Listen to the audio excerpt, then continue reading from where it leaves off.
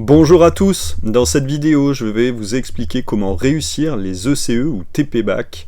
ECE ça veut dire évaluation des compétences expérimentales, il s'agit donc de vous évaluer en TP, en pratique. Alors les ECE ils sont notés sur 20 points, mais la note sur 20 est remise sur 5 points pour être intégrée avec la note d'écrit. Du coup, la note de spé c'est 15 points d'écrit, 5 points de TP. Alors on commence dans le vif du sujet avec quelques exemples. Exemple de sujet ECE, je vais en prendre deux types. Pourquoi ? Parce que la banque est en pleine mutation et en 2023 on a une nouveauté qui devrait prendre de l'ampleur dans les années à venir. Alors premier exemple, les sujets plutôt de l'ancienne banque, il en reste encore en 2023 mais ça va diminuer au fur et à mesure du temps. Les brassages, et notamment brassage intrachromosomique chez la drosophile. Alors vous voyez qu'en fait ça fonctionne toujours sur le même principe, un contexte avec la phrase ici, puis une problématique. Et on a une question, on cherche à vérifier si le brassage intrachromosomique lors de la méiose dépend de la proximité de deux gènes en réalisant l'observation de résultats d'un croisement de drosophiles. Donc vous voyez que vous avez deux grandes parties, la partie A qui est plutôt sans production écrite, c'est-à-dire on s'approprie le contexte avec l'élaboration d'une stratégie qui doit être faite à l'oral et la manipulation, donc là il n'y a rien à écrire, typiquement, alors on peut se servir du brouillon pour l'étape stratégie, mais il n'y a pas de production qui sera évaluée à l'écrit, tout ceci va être fait en salle. Et puis la partie B, elle au contraire, sera faite à l'écrit, puisqu'il faudra d'abord présenter et traiter les résultats, et puis conclure. Donc là, ce sera plutôt un texte qui permettra de résumer ce qu'on a étudié. Alors vous le voyez, c'est la fiche sujet candidat 1 sur 3, parce qu'il y a aussi une fiche 2 sur 3 qui contient le matériel et le protocole. Alors vous voyez que c'est très simplement présenté, déterminer et quantifier les différents phénotypes. Ça vous dit pas exactement comment procéder, c'est-à-dire que c'est un protocole très simple, plus une consigne qu'un protocole. Alors, pour terminer les fiches ressources, on a aussi des documents. Ici, on vous parle de brassage et crossing over. On vous parle aussi du croisement test. Et puis, on vous donne une carte avec la place des différents gènes. On voit ici B et VG qui sont sur le même chromosome. Et effectivement, pour permettre le brassage intrachromosomique, il faudra permettre ici un échange de chromosomes et de chromatides. Et ceci se fera par le crossing over qui est présenté ici. Alors, on a aussi parfois les fiches techniques. Par exemple, ici, on peut avoir des comptages faits avec Mesurim2, puisqu'on va compter des drosophiles, ça peut être fait sur logiciel. Dans ce cas-là, vous avez la fiche technique qui correspond. Alors, les nouveaux sujets ECE 2023, qu'est-ce qu'ils ont de différent des autres ? Eh bien, la première chose, c'est qu'en fait, il y a une variété de sujets possibles, mais on va les résumer en une seule idée. C'est que dans la partie A, d'habitude, on avait la stratégie. Eh bien, dans ces nouveaux sujets, la stratégie sera donnée, vous le voyez ici sur toute cette ligne, et à la place, on va proposer une étape spécifique entre la partie B1 et B2, c'est-à-dire que ici, entre les deux, on va proposer différentes possibilités. Alors à chaque fois, ce sera à l'occasion d'un oral, comme c'était le cas pour l'élaboration de la stratégie, et moi je ne vais pas aller dans le détail de ces différentes choses, pourquoi ? Parce qu'en fait, à chaque fois, on va évaluer de la même manière, c'est-à-dire qu'on aura un seul barème pour cette étape spécifique, et vous aurez différentes possibilités. En fait, à chaque fois, on va se questionner sur l'intérêt de ce qu'on a fait, comment on pourrait approfondir, qu'est-ce qu'il faudrait mesurer, etc. Donc là, vous allez avoir une interaction avec le jury avant de passer à la conclusion. Et bien sûr, cette conclusion devra tenir compte de ce que vous avez fait, mais aussi de l'étape spécifique. Alors on prend l'exemple avec le sujet de la banque, tous ces sujets-là, ils sont disponibles librement sur internet, sur le site EduScol, je vous mettrai le lien pour que vous puissiez les retrouver, donc il n'y a rien de tenu secret, je ne prends que les ressources qui sont disponibles pour tous les élèves et les parents. Donc ici par exemple sur le foie lavé, on voit la différence, c'est que dans la partie A, on n'a que appropriation du contexte avec une stratégie qui est donnée, et activité pratique.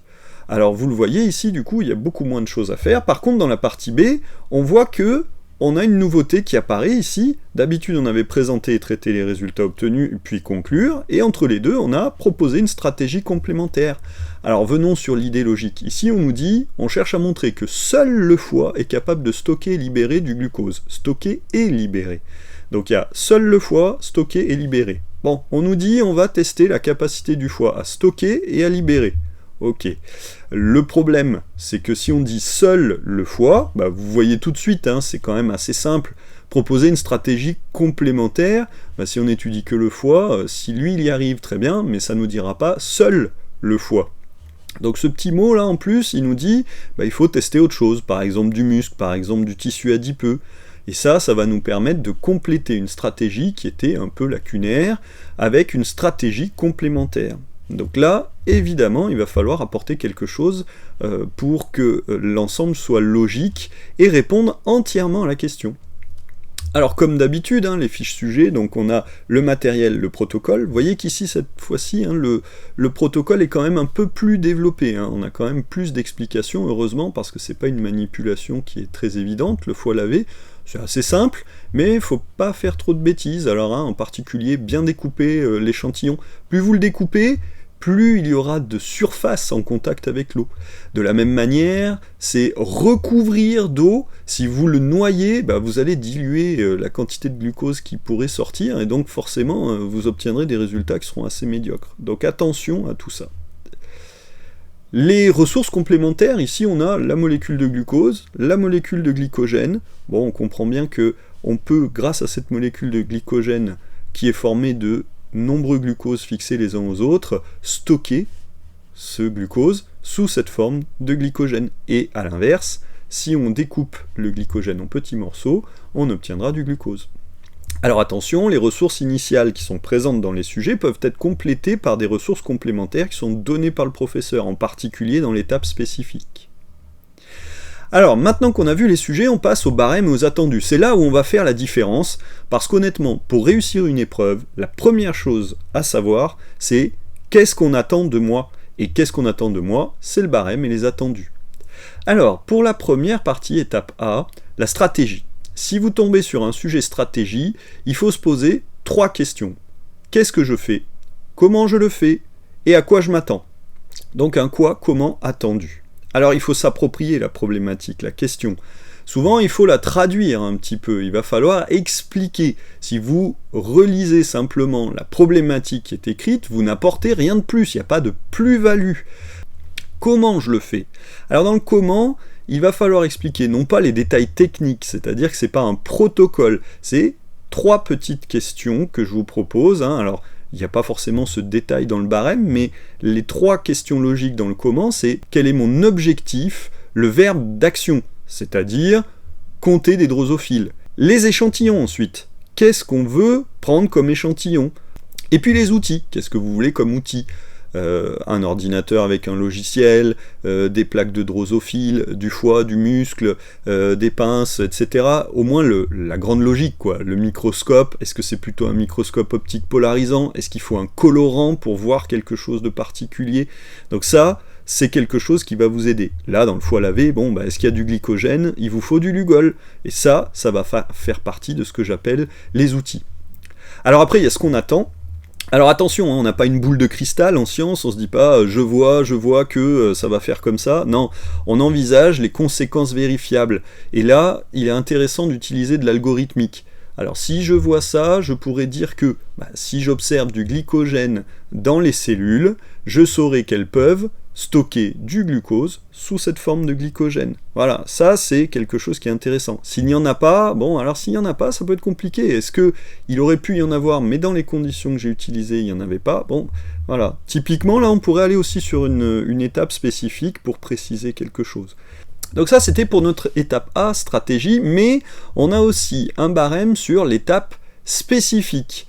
Alors là, cette fois-ci, on est dans les sujets du nouveau type 2023, et ici, on a un extrait du Vademecum 2023, qui lui aussi est disponible sur Internet, je mettrai le lien au niveau de la vidéo, et vous voyez que pour être bien évalué dans cette étape spécifique, eh bien en fait, on a l'idée d'interaction hein, dans tous ces sujets de nouveau type, avec la capacité à répondre tout seul, on formule une proposition pertinente, voilà, ajouter une nouvelle stratégie, je veux faire le même type de travail, à savoir observer le glycogène et vérifier si le muscle est capable de relarguer du glucose avec la manip foie lavé, mais cette fois-ci appliquée au muscle, eh bien, voilà, si vous présentez ça tout seul, vous avez 3 points. Si on doit vous aider au moins une fois, ça va pouvoir passer, mais un peu plus d'une fois. Vous voyez que plus d'une aide mineure, vous allez être sur le niveau B. Si on doit vraiment recadrer ce que vous faites, c'est-à-dire faire une aide majeure, vous expliquer quelque chose parce que ça marche pas, là vous êtes déjà sur le niveau C, vous n'avez plus qu'un point, et si malgré toutes nos aides, vous ne pouvez pas formuler de propositions pertinentes, alors vous avez 0, et on vous donne un document qui vous explique le principe, où l'examinateur vous explique à l'oral de quoi il retourne. Ensuite, on est toujours dans l'étape 1, c'est la manipulation. Alors qu'est-ce qu'il faut pour la manipulation? La règle numéro 1, c'est de faire tout seul. Mais avant ça, il faut quand même respecter un certain nombre de consignes. En priorité, les consignes de sécurité, ça c'est non négociable. Blouse obligatoire et fermée, cheveux attachés. Ça veut dire qu'il faut prévoir la blouse et de quoi s'attacher les cheveux, un chouchou, quelque chose comme ça. Ensuite, gants et ou lunettes, ça c'est proposé par le labo de SVT, ok, mais si on vous les pose sur la paillasse et que vous allez bricoler sans vos gants et lunettes, attention, si le prof doit vous rappeler les consignes de sécurité, c'est une aide, et honnêtement, c'est une aide quasi majeure, hein, on est d'accord, donc ça, faut pas le rater. La sécurité n'est pas une option au laboratoire. Suivre le protocole, ça c'est la deuxième chose importante. Alors vous l'avez vu, certaines fois, ce sera plutôt dans l'autonomie, c'est-à-dire est-ce que vous avez compris, quand on vous dit dénombrer les phénotypes de drosophiles, attention, si vous comptez juste les mouches noires, les mouches grises, il y a 4 phénotypes, donc ça veut dire qu'il faut compter 4 types de mouches. Si vous faites 2 contre 2, vous allez trouver 50-50, mais ça ne nous dit pas grand-chose, hein. Donc on est d'accord, il faut avoir compris. Et si le protocole est détaillé, il faut respecter l'ordre logique, bien comprendre, remplir, recouvrir, c'est pas remplir le bécher, rincer 2 fois, ça c'est pas 3, c'est pas 1, etc. Bien sûr, il faut être autonome et surtout efficace parce que l'épreuve dure 1 heure, et donc forcément, ça appelle une question de est-ce que je vais pouvoir finir. Et puis, la chose la plus importante en fin de manipulation, c'est est-ce que vous obtenez des résultats fiables. C'est-à-dire que si vous avez fait tout ce qui est présent avant, mais que vous obtenez rien de bon, ça veut dire que vous n'aurez pas totalement réussi, et on est d'accord, hein, il faut comprendre que les profs, ils ont testé avant. Ils ont testé tout ce qu'ils vous donnent. Si je vous donne une plaque de drosophile, moi j'ai tout compté, et je sais même dans les colonnes quel drosophile est noir vestigial, etc. Hein. Donc c'est pas question d'essayer de pipoter votre professeur, parce que lui, il a déjà tout compté. Les densités, elles sont faites, tout est prévu à l'avance. Il nous faut aussi, dans certaines manipulations un peu subtiles, quelque chose qui soit propre. Le test ELISA en particulier, il y a des risques de contamination si vous videz mal les puits, donc il me faut un témoin négatif propre. Et certaines fois je dis à mes élèves, faites attention parce que même si je vous vois pas faire, je saurai les bêtises que vous avez faites. Même à distance, même sans vous observer, il y a des choses que je retrouve, parce que si le témoin négatif là il est bleu, je sais que vous avez soit mal rincé, soit mal vidé. Donc on est d'accord, c'est pas parce que votre prof est pas derrière votre dos en permanence qu'il sait pas ce que vous êtes en train de faire. Alors qu'est-ce qu'on a ensuite? L'étape B, présenter les résultats. Alors là on a 3 grands critères. Techniquement correct, est-ce que c'est propre, clair? Bon, si vous faites un truc cradingue qui respecte pas les conventions, vous allez perdre ce critère-là. Il faut aussi que ce soit adapté. Je sais pas, moi, vous observez des cellules, vous faites un graphique, je comprends pas.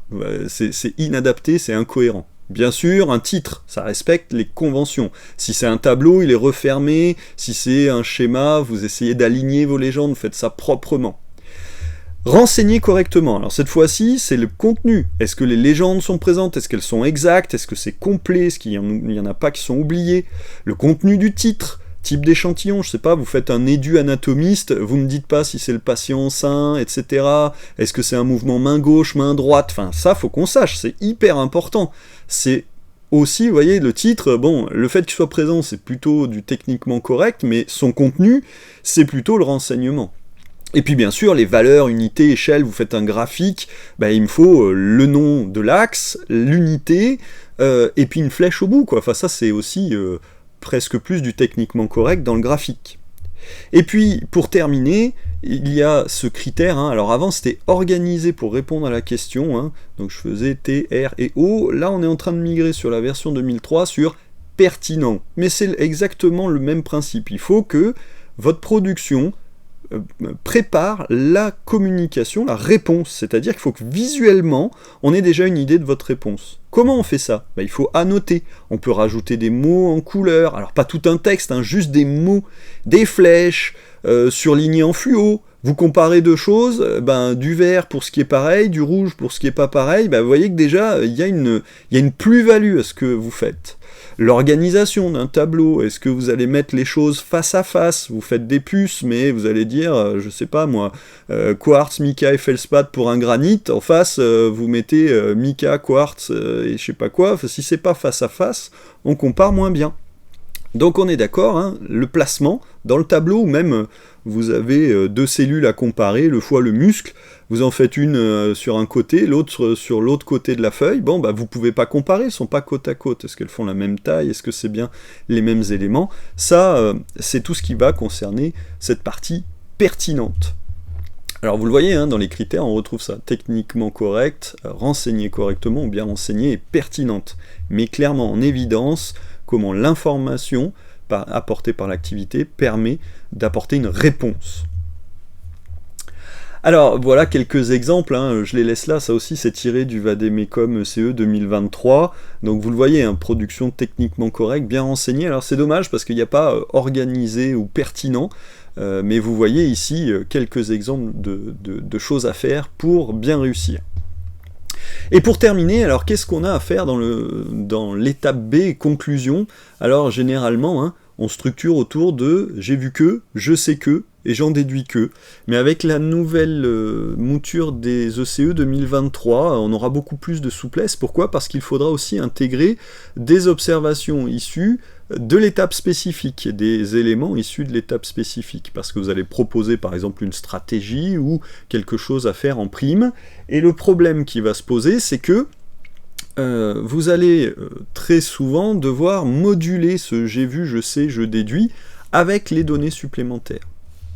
Donc vous le voyez, dans le « j'ai vu », il faut bien penser à décrire. C'est-à-dire que parfois, on me dit « j'ai vu qu'il y a un brassage intrachromosomique ». Ah bah non, ça, on n'a pas d'œil bionique pour voir ce qui se passe. Par contre, on a vu que les drosophiles issus de la descendance du test cross sont de 4 types, mais ne sont pas toutes équiprobables, elles sont seulement équiprobables 2 à 2. Exemple 30%, 30%, contre 20%, 20%, admettons. Et on sait que quand il y a quelque chose qui n'est pas 4 fois 25%, ça veut dire qu'il y a une association entre certains allèles. Cette association n'est possible que si les gènes sont liés. Et à partir de là, il peut y avoir un phénomène qui casse cette liaison, à savoir le crossing over, et comme conséquence le brassage intrachromosomique. Alors on donne des valeurs, voilà, par exemple à les drosophiles, si vous ne donnez pas vos pourcentages, ça ne va pas argumenter ce que vous faites. Et alors un petit clin d'œil ici à quelque chose qui est souvent oublié, pensez aussi à ce qui peut être absent.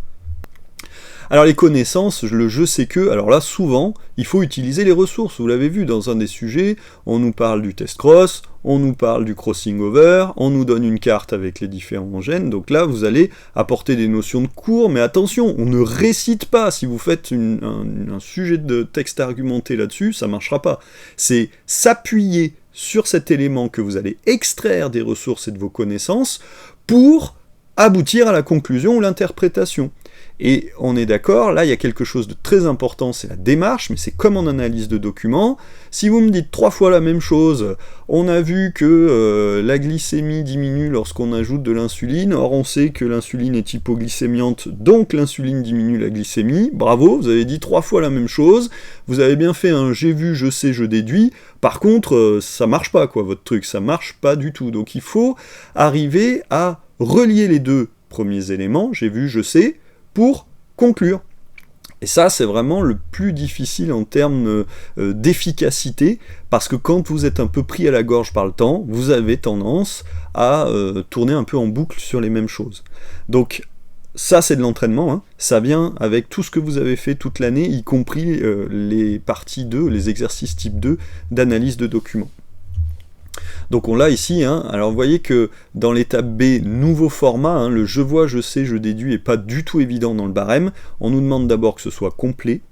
Donc en fait, dans vos observations, il faudra les observations de ce que vous avez fait, mais aussi des ressources complémentaires et de l'étape spécifique. Organisé, eh ben, c'est-à-dire qui relie logiquement l'ensemble. C'est ce qu'on vient de dire, c'est la démarche. Si vous me dites 3 fois la même chose, ça ne marchera pas. Et distancié, alors là on est plus sur de l'esprit critique, c'est-à-dire est-ce que j'ai bien réussi à expliquer en quoi ce qu'on a fait au début n'était pas tout à fait satisfaisant. Dans notre idée là du sujet sur le foie lavé, seul le foie, bon bah on observe que les données du foie, forcément on peut pas répondre à ce seul. On peut dire s'il stocke et libère, mais on peut pas dire s'il est seul à faire ça dans l'organisme. Et donc là, cet aspect critique doit aussi transparaître dans votre conclusion. C'est-à-dire que c'est ce que vous aurez dit au professeur à l'oral, mais il faut qu'à l'écrit, vous expliquiez pourquoi vous avez demandé des éléments supplémentaires et qu'est-ce que ça va apporter à partir de ces éléments-là. Et puis bien sûr, il est probable que le prof vous ait donné une photo par exemple avec les cellules de muscles colorées au Lugol, peut-être du tissu adipeux coloré au Lugol, pour voir qui stocke, qui ne stocke pas, etc. Donc, avec tout ça, on a vu les différents éléments des ECE, on a vu comment réussir et quels sont les différents éléments sur lesquels s'appuyer pour gagner des points. Je termine cette vidéo avec mes sources, et tout est, je l'ai dit, disponible sur internet librement pour vous, pour vos parents. Et j'espère qu'avec cette vidéo, vous aurez mieux compris comment réussir votre épreuve. Je vous souhaite bon courage pour ces épreuves. Surtout, quoi qu'il arrive, pour n'importe quelle épreuve, en SVT, n'importe quoi, on lâche rien, on donne tout. Même si vous avez l'impression que c'est fragile, vous vous rendez pas compte de ce que vous valez à un certain moment. Si ça se trouve, vous êtes en train de super bien gérer. Donc on donne tout. Franchement, on lâche rien. Et bon courage à tous pour les épreuves. Et à très bientôt sur ma chaîne YouTube.